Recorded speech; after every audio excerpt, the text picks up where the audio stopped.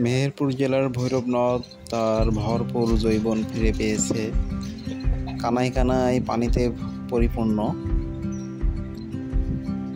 দুরন্ত এক বালক মাঝখান দিয়ে সাঁতার কেটে যাচ্ছে, একটু লক্ষ্য করলে দেখতে পাবেন। এখানে যে কচুরি পানা দেখছেন, এখানে পাটের জাগ দেওয়া আছে। পাটের জাগ দিয়ে কচুরি পানা দিয়ে ঢেকে রাখা। সুন্দর এক মনোরম পরিবেশ, ঠান্ডা বাতাস বইছে, মেঘলা আকাশ, একটা সুন্দর অনুভূতি সৃষ্টি হচ্ছে।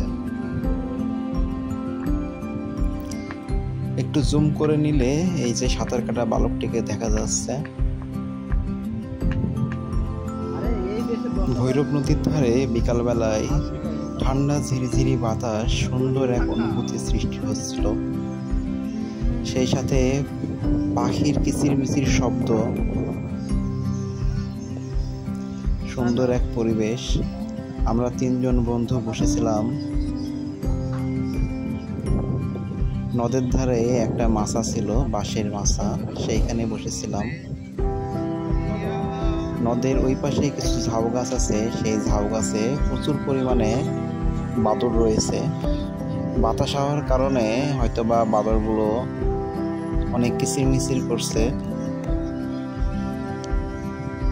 আমরা বন্ধুরা এইসব নিয়ে আলোচনা করছিলাম।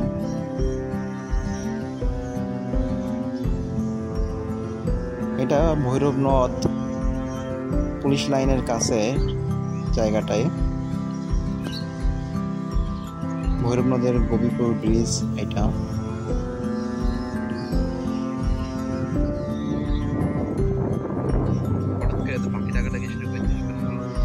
মেহেরপুরে সেই রকম ভরপুর জৈবন নিয়ে কোনো নদ নদী নেই বললেই চলে। তাই হঠাৎ এই ভৈরব নদে অনেক পানি হয়, যেন একটা অন্যরকম অনুভূতি সৃষ্টি হচ্ছে।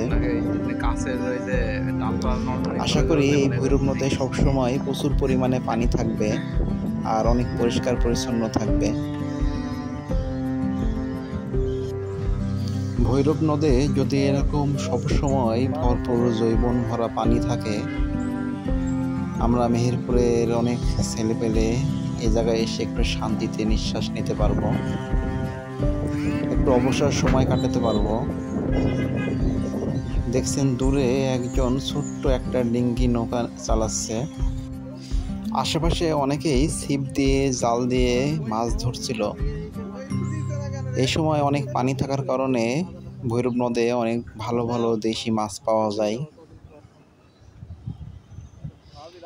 সুন্দর এক বিকাল কাটালাম আজ। সুন্দর নির্মল ঠান্ডা বাতাস, বিশুদ্ধ বাতাস,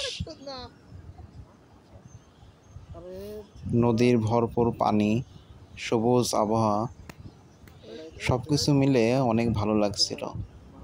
মনে হচ্ছিল এক সবুজ সমারোহের ভিতরে হারিয়ে গেছি।